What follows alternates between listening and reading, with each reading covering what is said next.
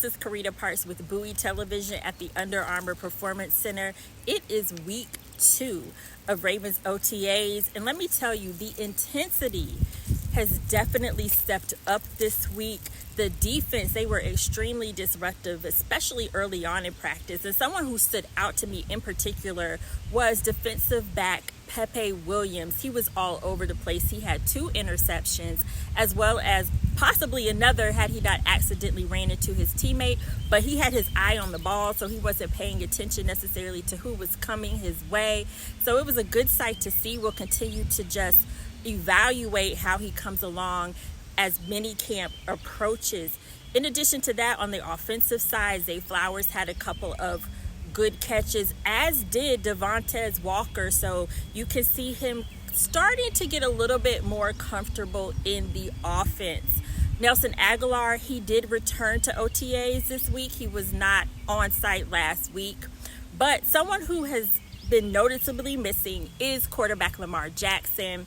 He did attend one OTA, but we haven't seen him since.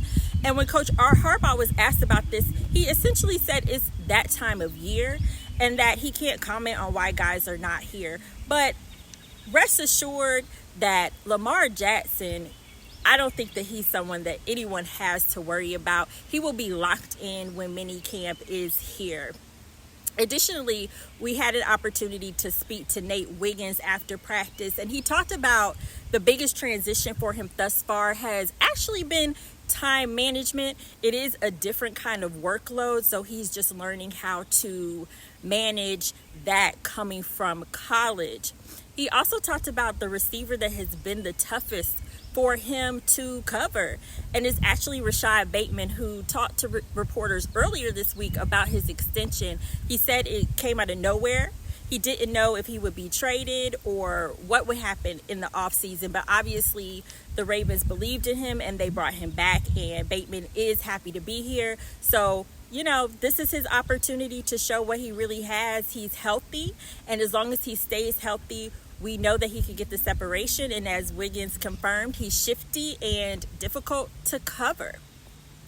That's all from OTAs this week. Be sure to follow Bowie TV for all your Ravens content, and we will be back with more from OTAs next week, which is the final week for the Ravens before minicamp.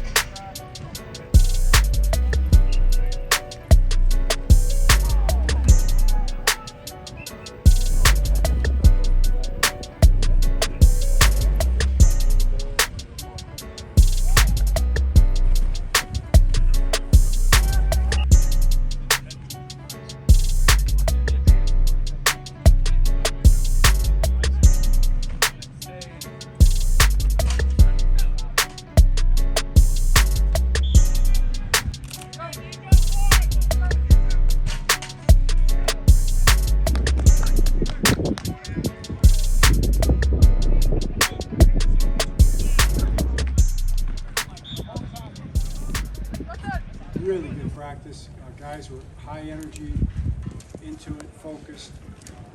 Speed was good. Great day for it. You know, it was a little cooler. It wasn't pouring rain, but the day's not over yet, so you know, stay tuned for some rain. We had enough rain this year. Every weekend. You done with the rain yet? It's supposed to be April showers bring Mayflowers. That's where I was at. You gotta take that up with the. I just saw a raindrop right there. See, you spoke it see up. Don't speak it. Speaking it up. It's a dark cloud. All right, what questions do you have?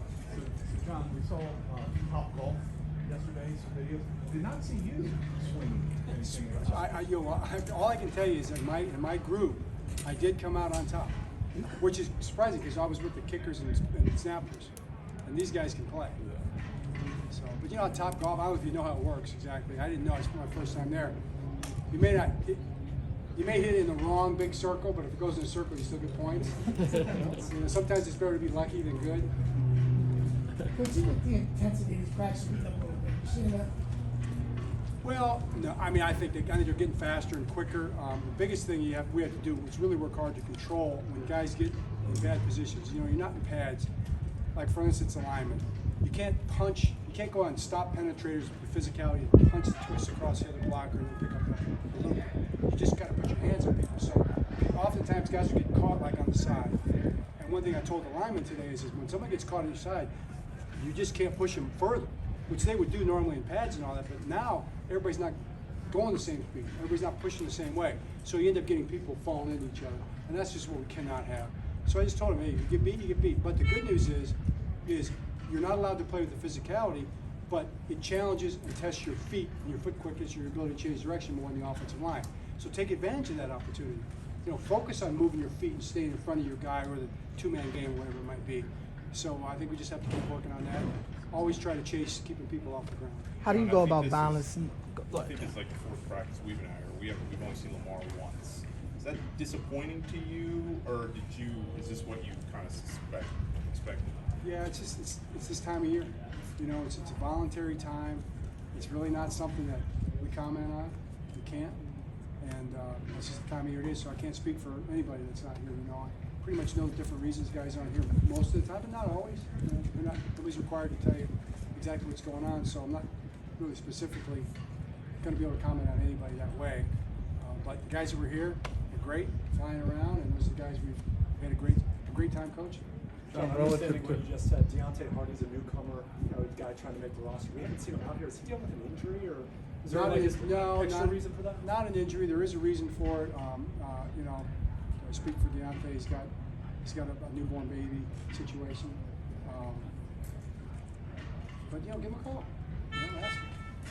John, about the availability, there's this report that there's a consideration by the NFLPA of getting rid of OTAs and starting a training camp in June and ramping up. What's your thought of that? Yeah, that's really interesting to me. I think there's a lot of science behind that, and the thing I'm really encouraged by with a proposal or a thought like that is the fact that the union and the league are working together on it. You know, to me, that's really good. Because we want to do the best we can to keep guys as healthy as we can, get them ready to play football.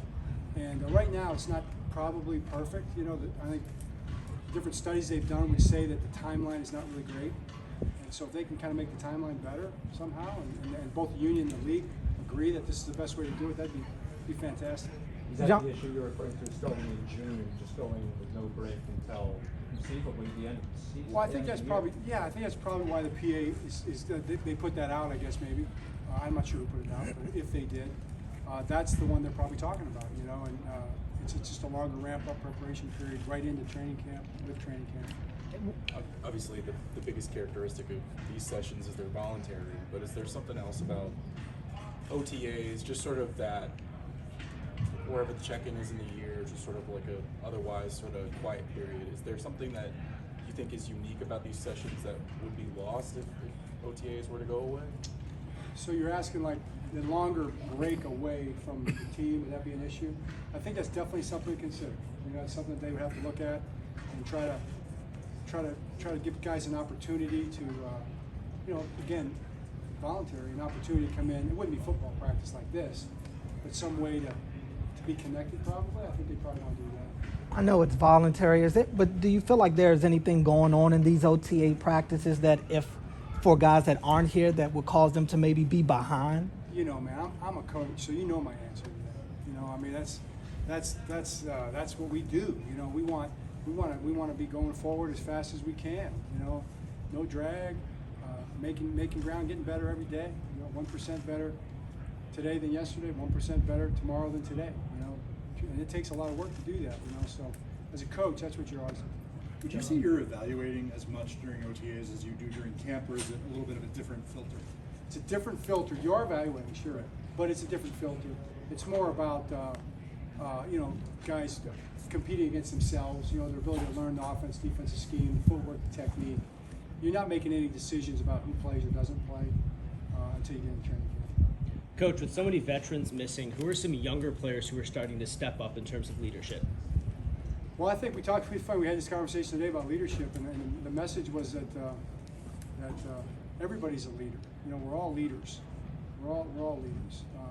The quote that I had was from Pope Francis. It was that a shepherd should smell like his sheep. Ooh, that's a good one, right? Think about that. Never been around sheep. I don't know what they smell like exactly. The metaphor was really good. Not great. John, Ronnie Stanley, there was discussion in the offseason about his contract, his future, all of that. But him being out here just about every day, it seems like. What are you seeing from him, and you know, your expectations for him, knowing this is a big year for him professionally? Exactly. Ronnie came out. He was away until the first day of OTAs, and then he was here. He's been here for every OTA and every in the workouts, and he looked good. You know, he's looked good. I was pleased, very pleased. And Ronnie's talented. He's working super hard. He's getting tested. These guys like Gaddafi and these guys are bringing it. As you guys, I think you wrote about that. They're bringing it, man, and it's good. It's good for, you know, it's good to work together like that. We like to have our good guys, our starters, work against our starters a lot because in these drills, because it's not full contact, and they get a chance to really kind of challenge each other's technique. John, I know you talked about wanting guys to still play fast and, you know, and still stay up in this time of year. How do you go about balancing that in your messaging to the team to, you know, you want to see them play have that energy as if it's a real situation, but you want them to stay up? It's a great question, and really what it boils down to is understanding that this is not it's not a physical contest to win the play. It's a physical contest to do your technique right, do your assignment right, and to do it fast. These guys are super ridiculously talented. We call it fast rehearsal. Their ability to rehearse their technique full speed and not run into each other blows my mind. That's how good they are. When they start feeling that they need to go make a play on defense, usually, that's when you start having most of your issues, or when they try to make up for a mistake when they're late on a block on offense. So you just got to understand, when you quote unquote not, you know, you're not in great position, you got to pull out. No competing for a ball, no running into anybody, no shedding anybody, no finishing a block. That's not what we're here for. We're here to work together that way. So that's how you message them. We got two more. And I think he told us in the offseason that being a job was healthy. Is he kind of ramping up to be more involved in 11-on-11 stuff for minicamp, or was there any kind of setback there? His timeline, I believe, is more somewhere in training camp. Yeah, it's it won't be minicamp, but it's at some point in time once we get back from training camp. Just to add some Mars, is there expectation you might be here next week, or is that kind of like a wait and see situation? Yeah, it's just not something I'm able to comment on. You know, so I'll see what happens. Thanks, Coach. 3 months or long I've been here. I think one thing I've always looked at this organization with a lot of respect. I've known the Harbaugh family for a long time. Probably knew Jim and Jack and Joni and Jackie a little bit better than John because I've been with them at previous places. But you know, I've always had a lot of respect for John and certainly this program, the success that they've had. So it's really nice to be here, see how everything operates firsthand. Excited about this off season leading into the season. So with that, open it up to any questions. Coach, when you're joining a unit that was so successful last season, how much do you try and carry over from last season? How much new stuff are you introducing? Well, you know, a lot of that, again, I wasn't here last year, so it's all new to me. You know, we've spent time going through all the cut-ups in the games from a year ago. You know, there's certainly some things that, you know, they did a lot of great things, but there's always areas that need improvement. We made a point of emphasis on that. You know, really the first couple of weeks on the job, that was some of the things we were doing was going back and evaluating all the cut-ups and just seeing where we can do things better. And I think credit to to Zach and also Chris. I think sometimes when you get stuck in your ways and say this is how we want to do it, there's always a better way to do it. Those guys kind of made that point early on when I was here, so we did a lot of research on things we could adjust and change and find a better way to do it. What did you know about Kyle Hamilton before you came in? What have your impressions been so far? So the first time I saw Kyle, so I was in Atlanta when Kyle was coming out of high school. I didn't know anything about him coming out of high school. And then that year, Notre Dame had a couple of safeties that were in the draft. And I knew the secondary coach at Notre Dame, Terry Joseph. He and I had worked together at LSU. And I called Terry to find out about some of the older guys and just give me a little bit of insight on the guys that I was evaluating. He gave me all the information that I needed. And I said, Terry, I said, who's this number 14? So he's not on my list right now.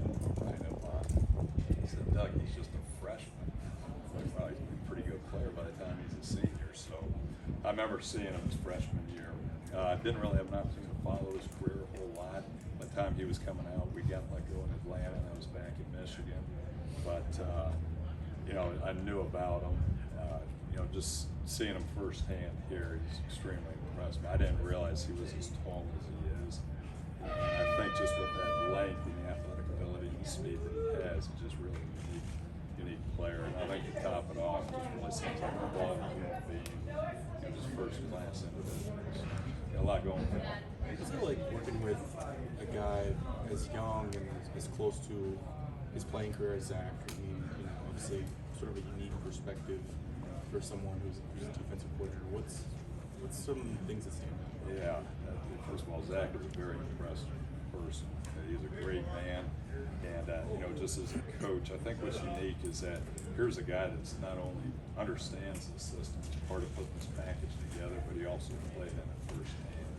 So he can see the scheme and the system through his eyes. He's been there. He's gone through the reads. He's gone through the progression. He's gone through the checks and the adjustments. So that's unique. I don't know if I've ever been around a guy as young as him that is mature and has the type of knowledge that he has with the system. So I've learned an awful lot from him at this point. But he'll do a great job.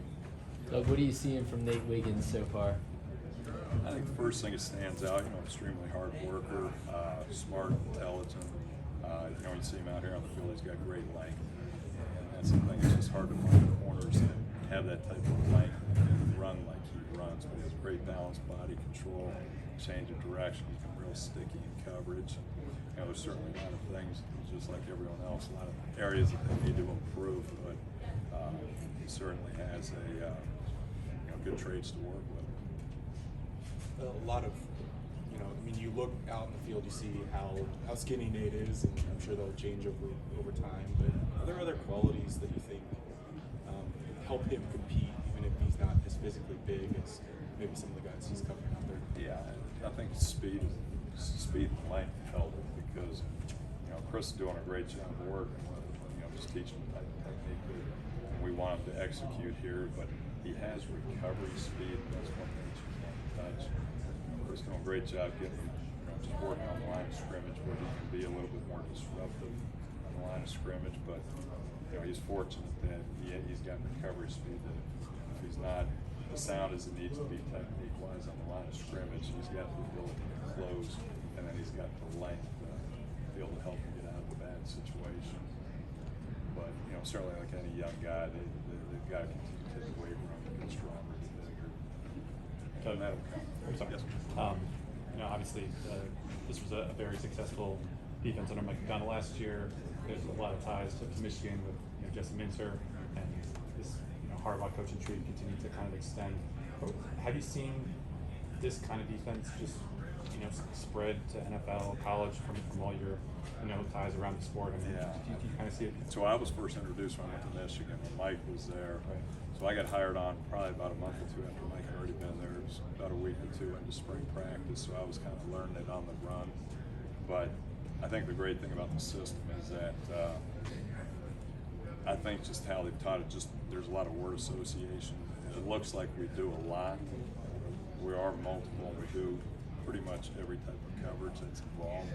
But I think from a teaching standpoint, there's so much word association that I think gives younger guys an opportunity to learn the system. But I think it has answers for some of the issues that you might come into play.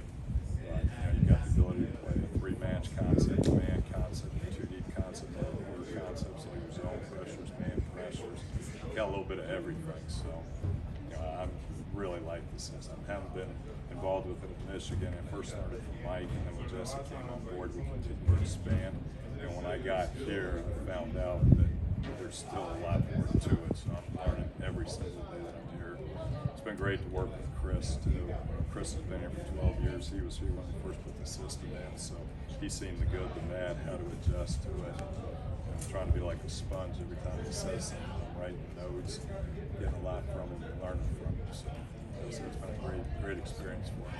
Doug, it's obviously a natural, change when you're going from college to the pros, but for cornerbacks especially, what do you feel is usually kind of the biggest adjustment that rookie cornerbacks have to make now playing in the NFL? Probably speed and length. I think a lot of times in college, you may have a bigger receiver that doesn't have elite speed. You may have a smaller receiver that does have speed. I think at this level, you're seeing bigger physical wide receivers. And I think sometimes that's an adjustment for a young corner coming in. So I think just the size, speed standpoint, I think is one of the biggest things. I think too, just even from, like if you give up a pass here at this level, you can't. I think at the college level, there are times you can say, he may complete that. It's away from his leverage. At this level, it's just more detailed. You've got to be productive at this level. Can you consider how this opportunity came about? Obviously, you were on a Michigan staff where the head coach was rumored to possibly be, going to the NFL. Did you want to return to the NFL? Was that a goal of yours? Was there a temptation to maybe wait to see how Jim's situation played out? Yeah, for me, I think the whole thing is it's not necessarily where you work; it's who you work with. I've been at some really good programs that weren't great jobs because of the people that you're working with. I've been at programs that struggled, but you're working with great people. Now, you always want to win, so if you get that combination of working for a great person and a winning program, that's a great job. And had that opportunity here, just the amount of respect that I have for John and his program, and I think the tradition that they have here on defense, to be a part of that was awful enticing. When you've been under John and Jim, how would you kind of compare their coaching styles? Very similar. Yeah, very similar. I think the first thing, they're very honest and they're very upfront. If there's an issue of something that needs to be addressed, he doesn't let it string out. They're both of them are going to attack it right now and get it fixed. They're not going to wait for it to linger on. They're always going to speak their mind. They're going to speak what's on their heart. And, they come from the same parents, so there's definitely a lot of similarities there. I think the thing, it's funny because I always said that even when I was in Atlanta one time, Dan and Quinn talked about, we went around the room, the staff room, we talked about the most competitive person you've ever been around in your life. And when they got to me, I said Jim Harbaugh. And I hadn't seen or spoken with Jim in years, but I played with Jim. And I said that probably about 4 or 5 years ago, and then just in the 3 or 4 months that I've been here, I would say John and Jim are both pretty competitive. So they don't like to lose, and they're going to do everything they can to win. So a lot of similarities. They're great people, they're great men, they're great husbands, fathers, coaches. Returning defensive back to this for Marlon, nothing. So how does it feel different out there? Yeah, like you said, some of the guys aren't here, so it's my job as well as some of the other vets, take charge, take lead, lead the guys through these practices, especially the young guys. We got a lot of young guys, just to show them the way. Brandon, I remember when you got drafted, they played quarterback in college, but they identified you as an NFL safety at the time you got drafted. We saw you out here playing safety last spring, and then of course went back to corner. How did that conversation go about with them last spring? Like, hey, can we move back to corner? What do you think of that? How did that all take place? Yeah, just doing what I was asked to do, and obviously every guy wants to be on the field, so wherever the opportunities at, you'll take that opportunity. I had some safety reps. I think the first practice of this week out there. So, you know, I still got to stay on top of my safety stuff. You know, can't fall asleep with that. But yeah, just doing what I'm asked to do. And it does seem to be kind of an opening in that area with Geno Stone gone. I know they like to use Kyle Hamilton in a variety of ways.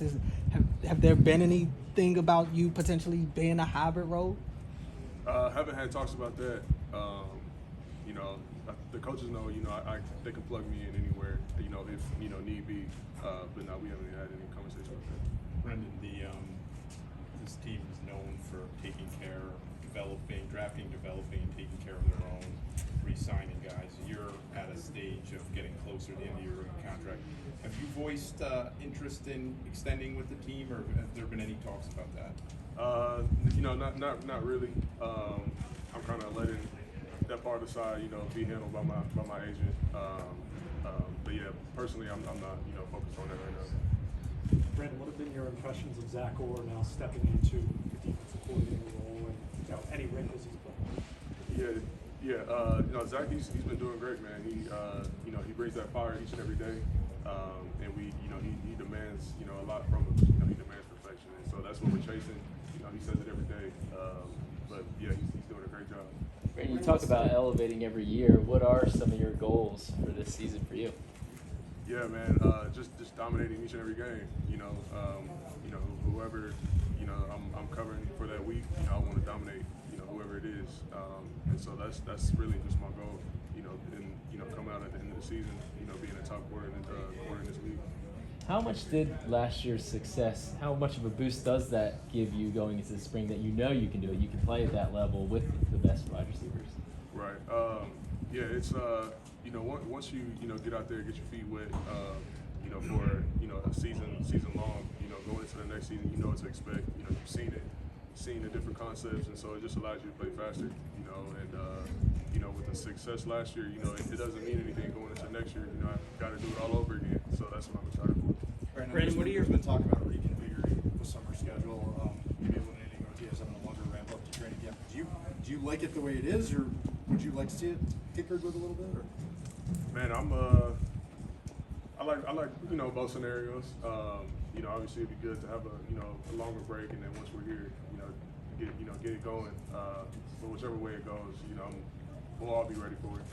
Is there something to be said, especially since you've been with this team for years? Is there something to be said about getting here in May and June and having connectivity with teammates or connectivity with coaches? Is there would it feel like a long time if you were just away from January to June or early July? Yeah, I mean, if it does go that way, obviously it'll be the first for everybody. You know, so it'll be out of the norm to be away for that long. But you know, you just got to take the onus upon yourself to stay on top of the playbook, stay on top of the technique, stuff like that, and and be ready once we get back. Right, we know about the size and speed of Nate Wiggins, but besides that, whether it be off the field or some other aspect of his game, has there been anything about the rookie that stands out to you? Yeah, man, he's. So you said the top two things right there. His speed is crazy. I'm trying to get some of that myself. But no, he's doing a great job in the meeting rooms. Asking the right questions. Always trying to learn. And you can tell he's kind of hard on himself. But you like to see that. With the young guys. How's his golf swing? His golf. I saw him on his phone a lot. I ain't seen I ain't seen any swings from him. Brandon, like getting you Wiggins mentioned and TJ Tampa in this draft coming into the room, both of them highly regarded by obviously the staff.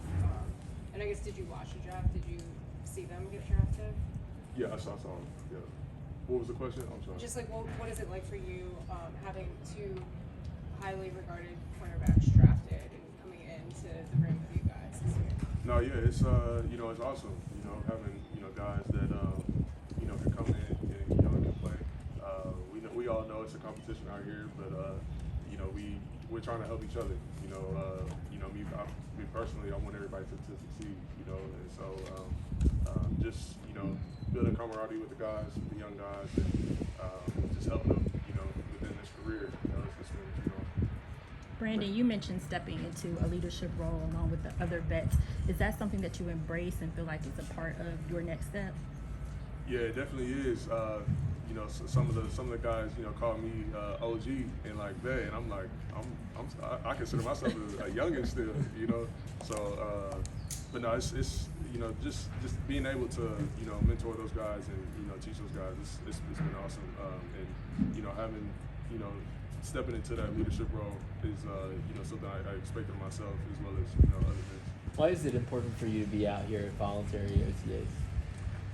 Yeah, I think it's just important for me to just, you know, stay on consistent within my technique. You know, I could be doing, you know, a lot of other things right now, but I choose to be here, you know, to just stay consistent, you know, and you know, not lose a step. Where do you think you've kind of grown the most from, you know, last summer, obviously, you looked at it as a safety, and then how the year you did it, corner, where do you think you've kind of grown the most, you know, from that period through the course of the season to now? Yeah, I think the main thing is you know, playing faster, you know, being more, yeah, just playing fast and, you know, seeing things before it happens, and reacting, you know, to the right things, you know, and that comes with film study, that comes with being on the field, you know, and experiencing it, you know, myself. So I think just being able to play fast, you know, it allows me to make more plays. Obviously, new DBs coach and Doug Mallory. I guess what stood out to you about him as a communicator, as a teacher? Yeah, he's been awesome in meetings, you know, and especially on the field. You know, he's kind of more with the safeties and whatnot. So I'm not with him as much, but I, you know, I see him talking to guys all the time, you know, trying to help out where he can. What I learned, my biggest thing I learned probably just my time management. It's just everything in a big way. So this is my job, so I just gotta be here, be ready to go every day. Brandon was just saying he's trying to take more of a leadership role, even though he thinks he's a youngin still. I guess, what has it been like working with him? What have you learned from him so far? It's been good. You know, he's been here a couple years, so it's been good just learning under him. He just teaching me defense, teaching me how to lift weights, teaching me how to eat. So it's been good. Have you seen him play? Is there anything from his game that you like? Just playing like a Raven, being physical. I mean, that's what we strive on here. So. Seems like you've had a lot of matchups with Tez Walker. Just how's that been going in practice? Is it kind of fun to reunite that? I know you met in college also. Yeah, it's been fun. I mean, we both get better every day. So I mean, yeah, it's been fun. I heard you're working on your technique a lot. I mean, obviously, especially at the line of scrimmage. What do you think is really key about, you know, before the season, about getting your technique down at the line of scrimmage and being effective there? Just getting hands on early. Just not relying on my speed as much like I used to do in college. Just getting hands on, beating receivers up. You know, coaches were talking about your recovery speed and how you can make up if something goes wrong. But is that a different margin of error, even in these OTAs? You sense, hey, it's harder to recover if something goes wrong in coverage? I really don't be like trying to get in recovery now. I've been trying to like stay in front of the receiver, so it haven't been like a recovery. So. Nate, who's been the most difficult receiver to cover for you so far? Travis Bateman. He's just shifted, a lot of quickness in the route. So. Who do you have the most fun guard? Most fun? Probably Zay Flower. Yeah. Nate, What there's been makes this you say that? specific- Why is Zay the most fun to cover? Just because we met up in college, so like we both know we know we both fast, so it's just fun to compete.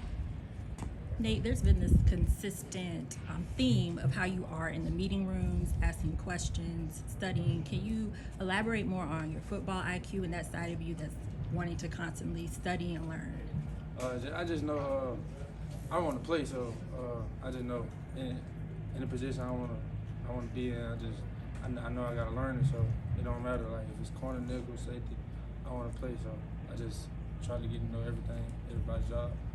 And I know in college, confidence was a big part of your game. How have you tried to carry that with you to this next level? I don't think it's left. I think it's still there. I think my confidence is still big.